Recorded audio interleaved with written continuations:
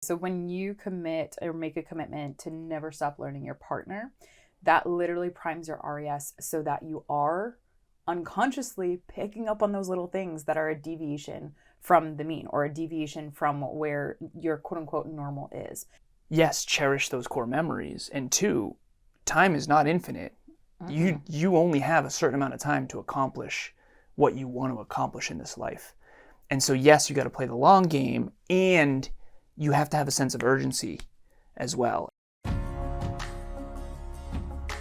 Conscious couples, business partners, and individuals, welcome to the Conscious Couples podcast, where we share our life, love story, and relationship expertise to help you consistently cultivate the most magnificent relationship possible. Never again will you feel hopeless and alone in your intimate relationship challenges. We'll help you have the courage to be your authentic self, communicate effectively, and constructively resolve conflict. Having accumulated thousands of hours coaching, speaking, podcasting, and hosting live events with conscious couples all over the world, Alan and I are here to guide you in all things relationships.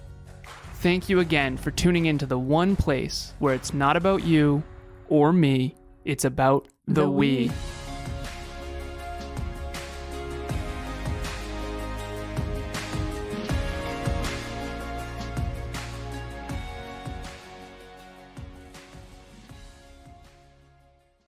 Conscious couples and individuals from all over the world, welcome back to another episode of the Conscious Couples podcast for episode 199, How to See Your Partner Through New Eyes.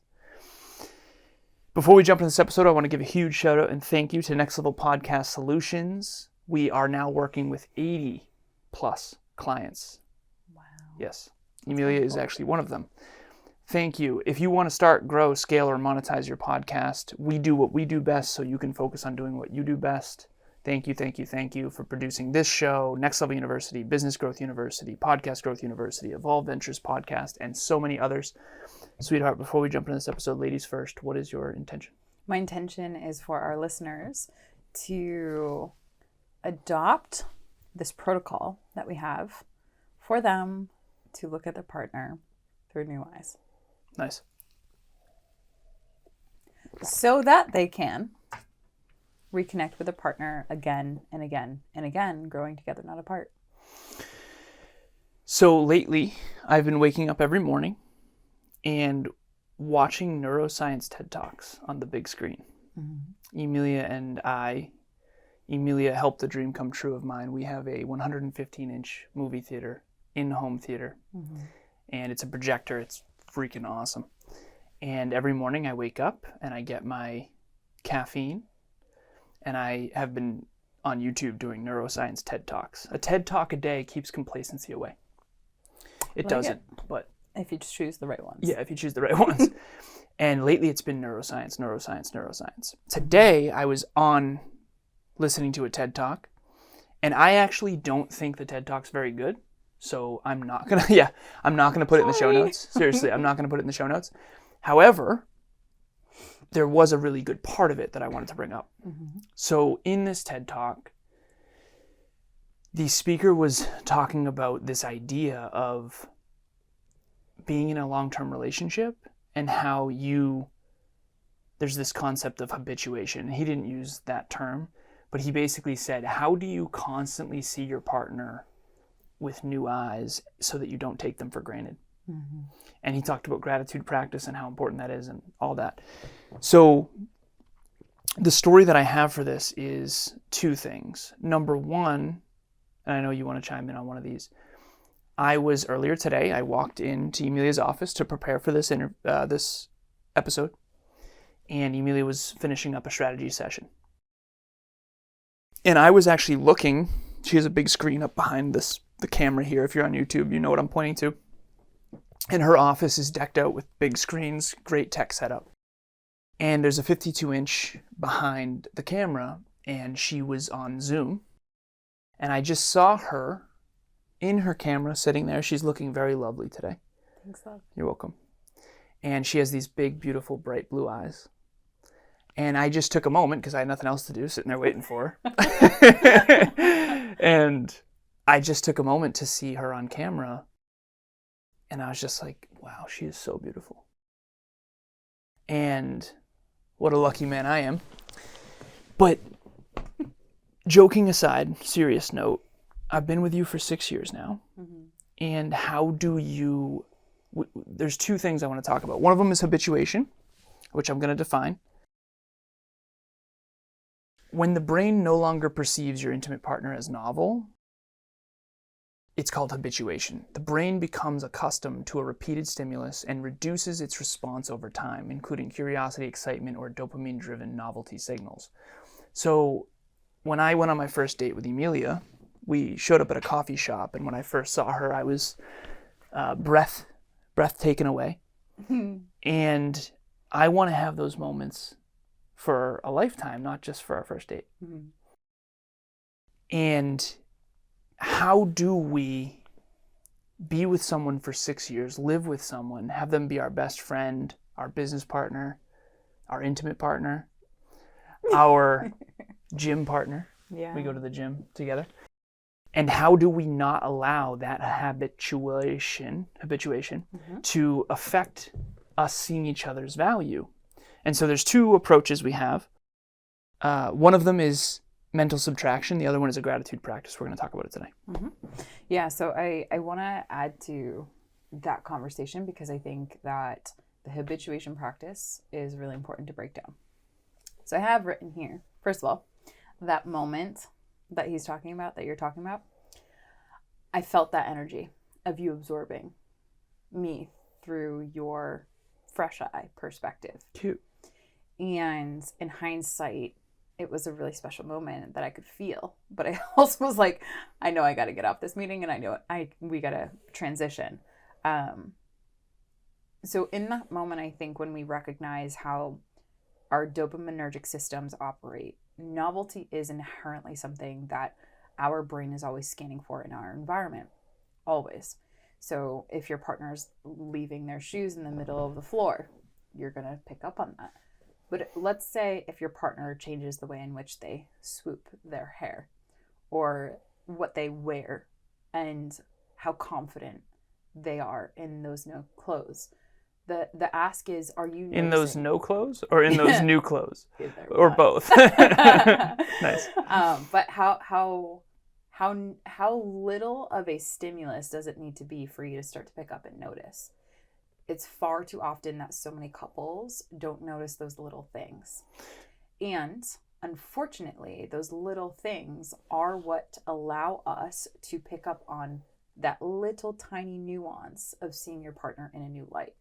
And I deeply believe that we don't pick up on that because we don't have an underlying commitment to override how our brain is going to naturally try to habituate to anything within the environment that you two share. So this idea, whenever you do something more and more and more, the response gets less and less and less. So if you give a speech in front of 100 people for the first time, it's going to be kind of a freak out.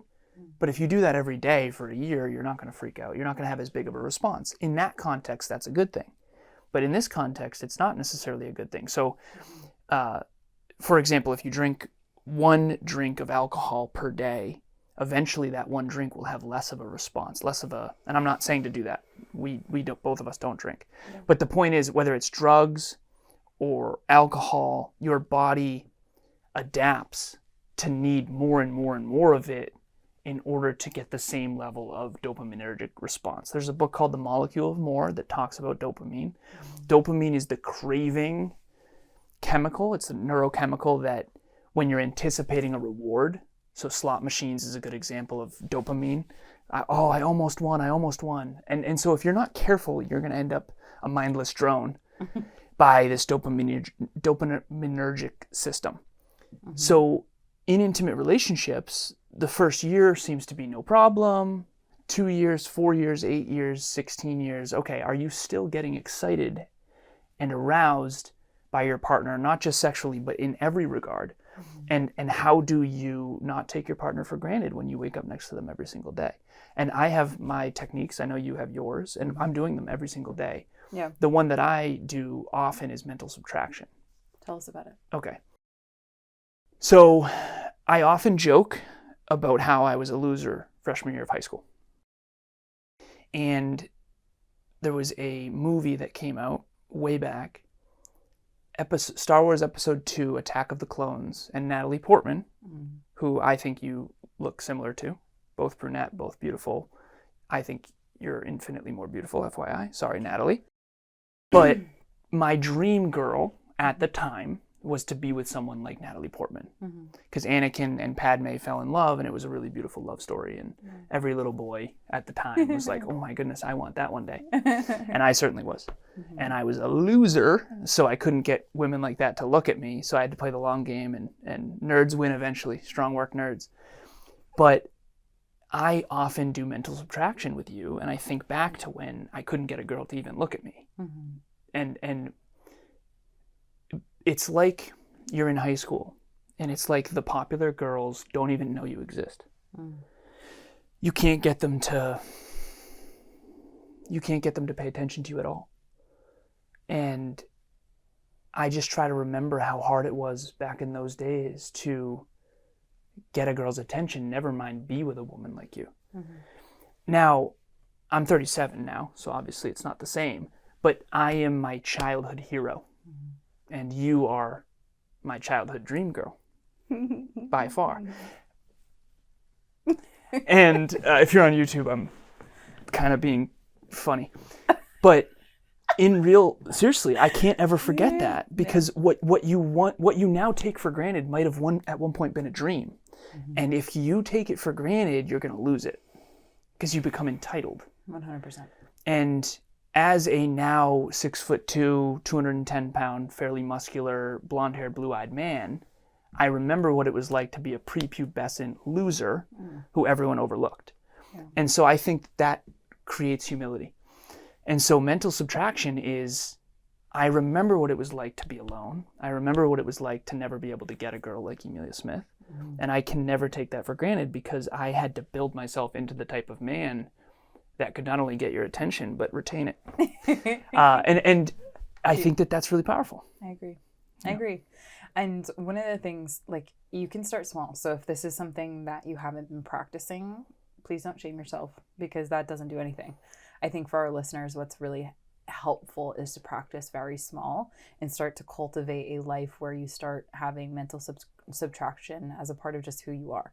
That's who you are. That's a practice that you do, and eventually it's become a part of just naturally what you go to. But the thing is, as human beings always do, because the brain is lazy, it's always trying to find heuristics or shortcuts. It's trying to assimilate to its environment. It's trying to reduce the level of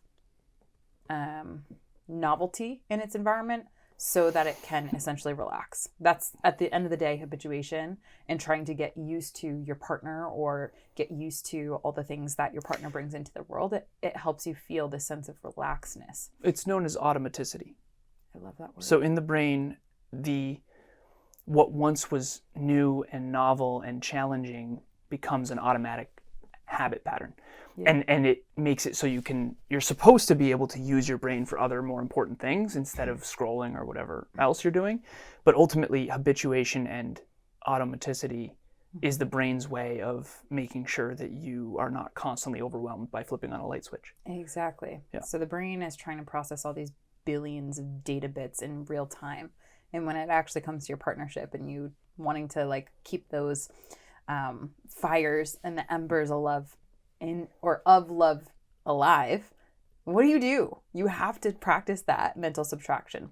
But there is a macro technique that you can start to apply that I have 100% committed to when it comes to you, that I think really does help set the groundwork foundation for anyone that never wants to take their partner for granted, and ultimately holds them accountable. And it's essentially a seal or commitment at the macro level that you're always going to learn your partner. So we've talked about this in former episodes where I've shared with Alan at the very beginning of our relationship, I'll never stop learning you. And people are like, well, never say never. It's like, no. Like, that's my commitment to him. Yeah.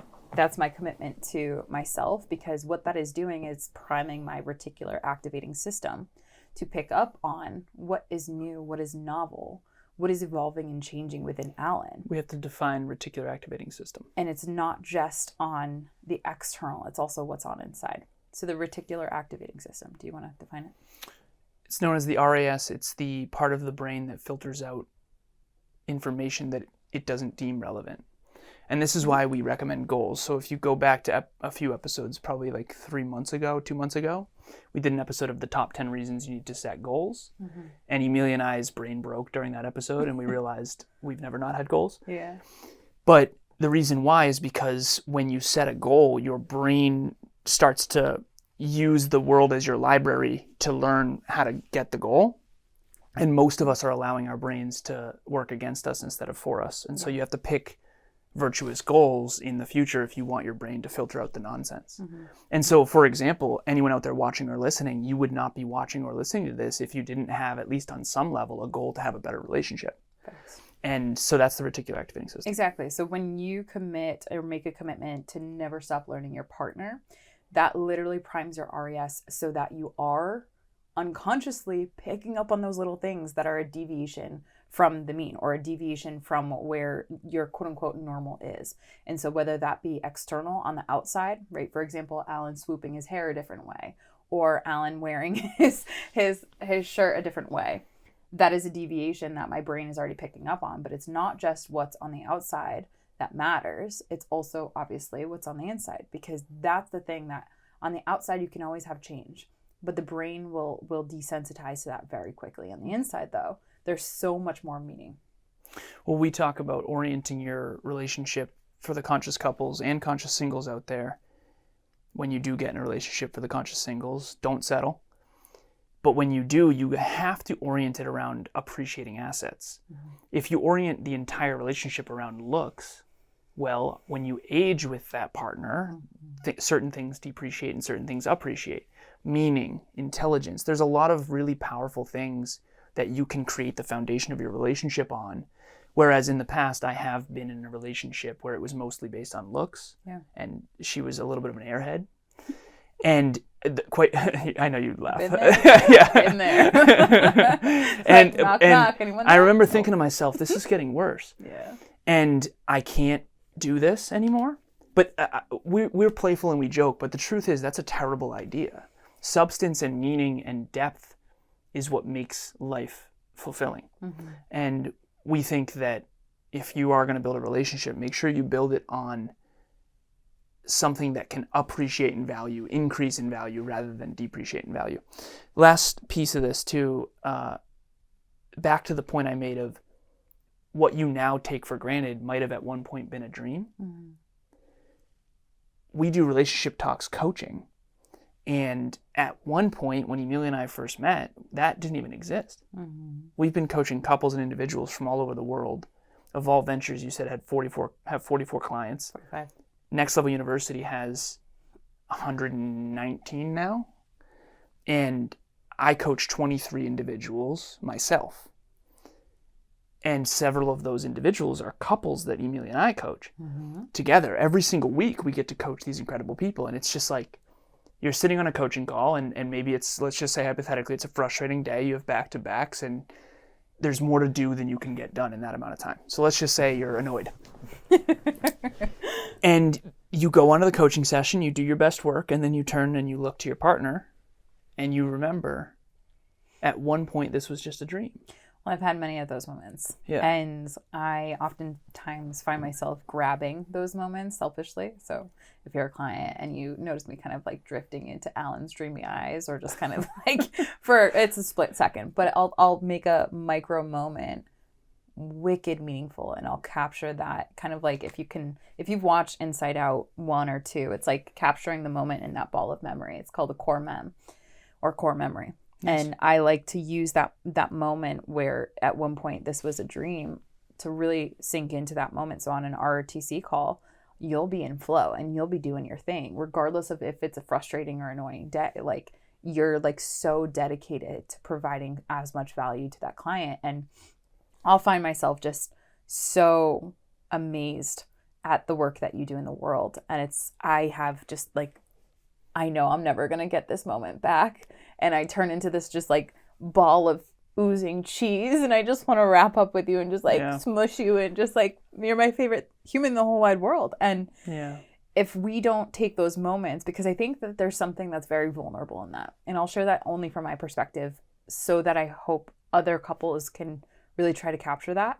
Because the second thing that's more on a macro level foundationally that I've done is committing to a growth mindset. If your partner is a growth-oriented human being and you've committed to having a growth mindset and you've committed to a journey of evolving, there's a vulnerable spot in that one moment where you could just carry on. You could just carry on in that one moment. And what you would never get back is that one moment. And not only you wouldn't get the moment, but you wouldn't get the memory. Thank you. And for me, I don't ever want to not have that memory if now my brain is capable of retaining that memory. And so the vulnerability within myself to just like be okay, just capturing you in your beautiful essence, because at one point this was a dream and in a future state will never be here again. And that, I don't know, like that just literally chokes me up so quickly, because it's like, that's so precious. And how many of us are really focused on how precious those tiny little moments are. From what I've observed, we do not do a good job at sinking into that vulnerable, the precious now, and capturing that with our partner, whether it's 6 years, 16 years, 36 years. I don't see couples doing that enough. Yeah, I told Emilia before we hit record that we have a little dog, Tucker, and he's 8, and we're going for the record. We're going for the record for longevity for a Pomeranian Chihuahua. Going for the record. But I know that at some point, Bush Tucker will pass away.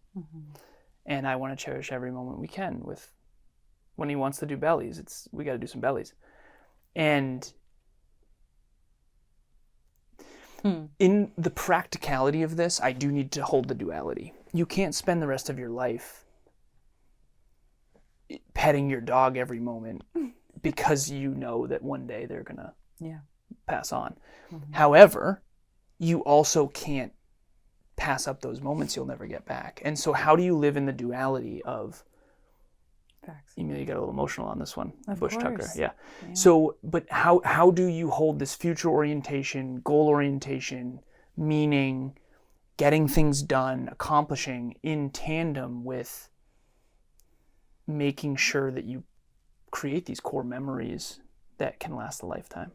And I think that that's not a unique challenge to you or to Emilia or to me. It's to every human being on this planet. This is the human condition. Facts. And I feel like my relationship with mortality was always more emotional than it was intellectual because my dad died.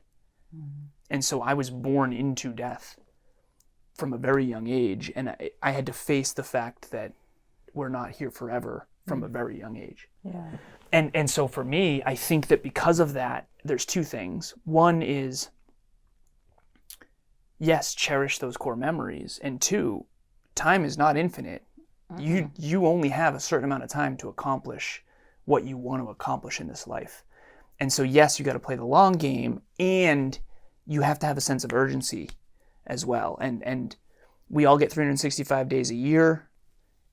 How you use, it's how you live, and it's what you do with those blocks of time that's going to matter, and who you spend time with. So I actually just changed this on my tracker earlier today. I know we got to get out of here, but I said it's who you are and what you do when no one's watching that's going to make the biggest difference. And the reason why I say that is because I think that's the sign of who you actually are.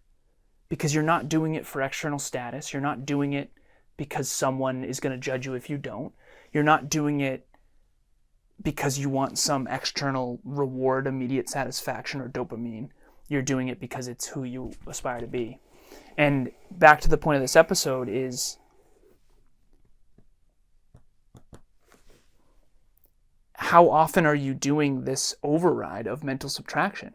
The Tucker thing that I did is mental subtraction. The thing that I do where I remember me in high school being overlooked is mental subtraction. My life now may be frustrating at times, and it is, and it's challenging, but it's also a dream come true compared to what I was back then.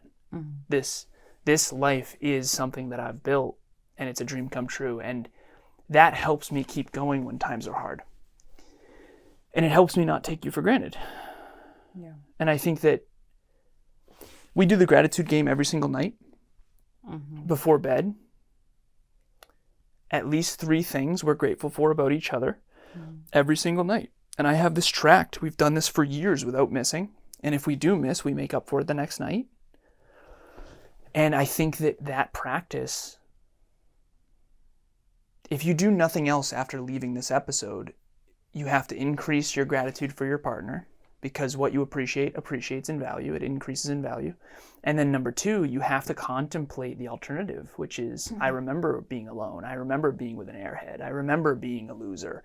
And then you realize, okay, I've gotten this far. I can keep going. I can keep building. I can keep climbing. I can keep designing my life around meaning. Is there anything you want to add before we go? The last thing that I would share for our listeners, helping them grow together, not apart, helping them see their partner from a fresh standpoint of eyes, is recognizing, we've all likely heard that quote, beauty is in the eye of the beholder, right? And especially now more than ever, and increasing in this time of our world history, where beauty is so much focused on the external, like you said, depreciating asset, so focused on a curated, not authentic,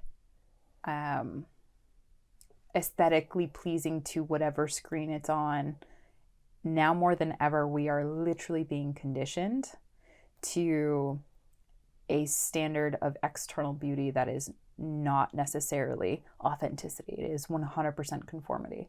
And so the last thing that I would share with listeners is recognizing, to that quote from the 1800s, that beauty is in the eye of the beholder.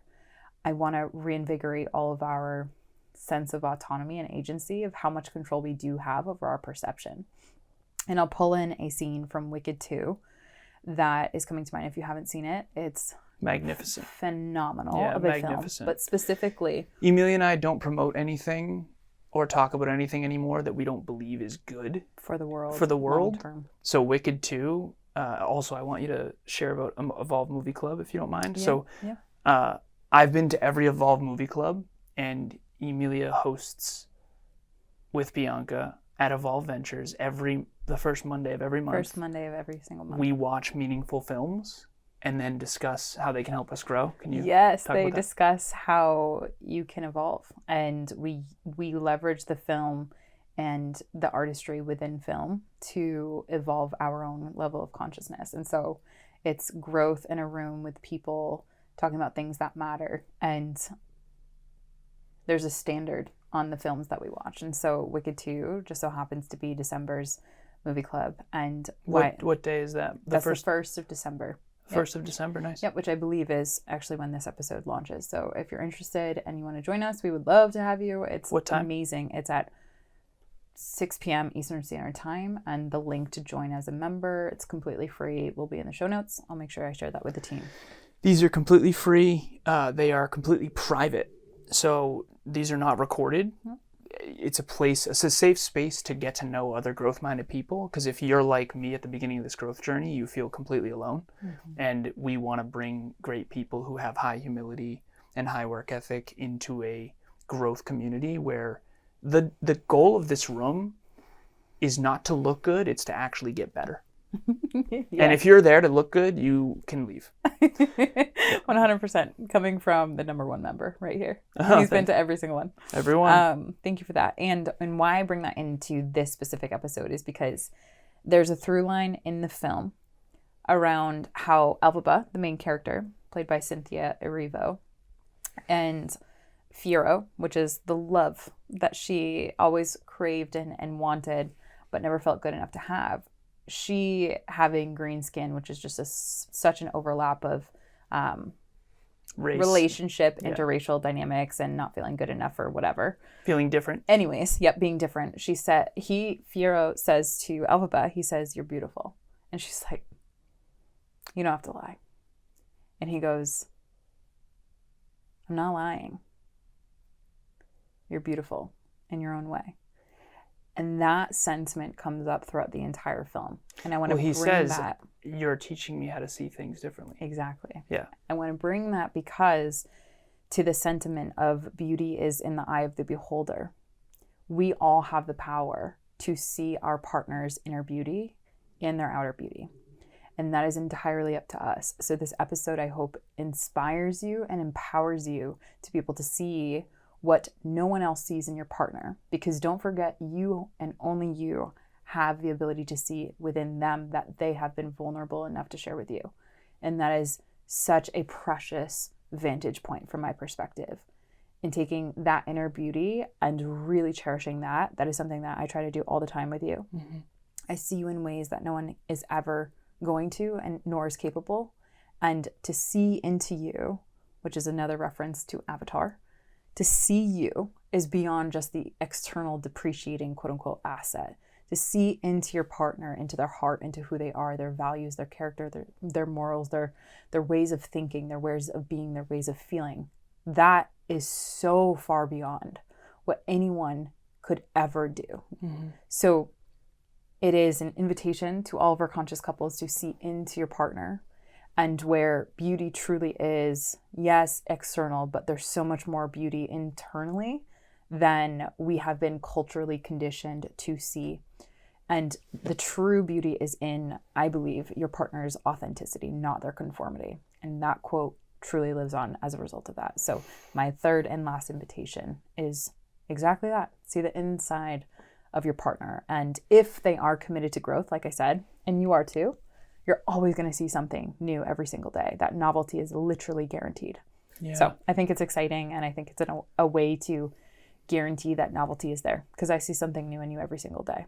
You know, the challenge is, are you saying that, right? Are you bringing that into the shared experience is a whole nother thing. Because just like gratitude, does gratitude have the level of impact if you never share it? I would argue no.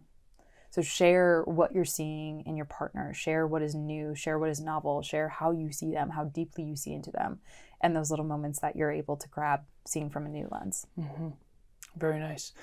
So gratitude, mental subtraction, and then the commitment to constant and never-ending growth. And I think that the orientation around meaning, that can last. Mm-hmm.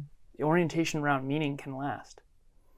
And a lot of other things can come and go, but meaning can last forever. Forever. Yeah, and that's a really smart decision right there, seriously, because I want to give this quick story. It'll be brief. I know we got to get out of here. I was playing intramural basketball back in college, way back, and I was playing against the football team. Mm-hmm. And I was big into basketball back then, and the football team was a little rougher in intramurals than I could handle. I can only imagine. Because I was tall and skinny, ectomorph, and they were large. Ugh. And I jumped up to get a rebound, and I fell on top of 2 feet, and I snapped my ankle Ooh, fully. my goodness. And I was on my way to St. Vincent's Hospital in Worcester. Yeah. And I remember I was frustrated. I was pissed off. I was like, damn, I'm not going to be able to play. I'm not going to be able to go into the finals. And I saw someone on crutches with 1 foot walking up to the hospital. And I thought, Alan, you have it great. That's where comparison can actually help you. Don't you dare complain about this broken ankle or sprained ankle. It was very badly sprained. Yeah. When he doesn't even have a foot. So repair this thing and be grateful for your foot every single day. And your foot in this metaphor is your intimate partner. If they are amazing. If they are amazing. I knew you were going to laugh at that. If they are amazing. Now here's the deal. Last piece. Emilia, I think, is amazing regardless of me. As do I with you. Thank you. And there are people that I've been with in the past where I remember thinking, I don't know if this is that good of a person. Right. If you take you out of the equation. Yes. Are they a great person? Are they a great person? Are they someone that you admire that would be your effing hero without you? And if that answer isn't yes, then maybe it's time to contemplate whether or not you want to be with that person. But if the answer is yes, you better stay grateful and do that mental subtraction every now and then. Yeah. Okay, we got to get out of here. So Relationship Talks Coaching, if you want to grow together, not apart, and also achieve your goals and dreams, we do Relationship Talks Coaching every single week. The first one is free. Shout out to all of our paying clients who are just crushing it. We promise you it's probably more affordable than you think. Plus, there's 2 of you, so you split it. And there's no version of your future not getting way bigger, way brighter, way faster than all of your peers. Trust me, first one's free. The link will be in the show notes. Anything you want to add before we go? Speaking of free value, free invitations to get you and your partner crushing it in life, we are going to have our next Relationship Talks coaching, actually Relation Talks event. And it's going to be on the top 3 things men struggle with in their relationship. We are taking all the goodies, what we've heard from our male clients, both in RTC and in our individual practices, and we're going to bring them together. And so that you and your partner are walking away with not only understanding the male struggle, but how to be an even better partner, not catering just to those struggles, but helping to empower them to be an even better version of themselves. Because here at the Conscious Couples podcast, we deeply believe in men, and we know how capable men are when we destigmatize the struggles. So what are the things? It's empathy. What are the man keeping? Okay, We've talked about all these empathy, things. man keeping. Oh yeah, it's a whole fun. What are some of the emotional labor? Emotional labor. Yeah, it's a lot. Cognitive labor, fair play. Yeah. So again, for anyone out there who is in an intimate relationship with an emotionally immature man, or any emotionally immature men out there that are ready to change, this event is for you. Okay? So the link will be in the show notes. It's totally free. Register, private, safe space. And anything you want to add before we go? Grateful for this dialogue. You as well, sweetheart. Thank you all for listening. We appreciate you. It is Thanksgiving, so it's Gratitude Day. We call it Gratitude Day. So thank you for all of our conscious couples and singles listening out there from all over the world. We are very grateful for you, and we're grateful we get to do what we do. 100%. So thank you so much. As always, it's not about you or me. It's about the we. We'll talk to you next time. Bye, everyone.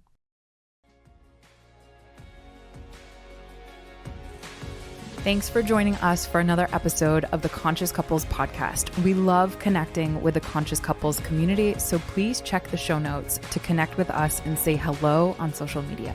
If you and your partner resonated with this episode, please leave us a 5-star review at the link in the show notes and share this with someone you love.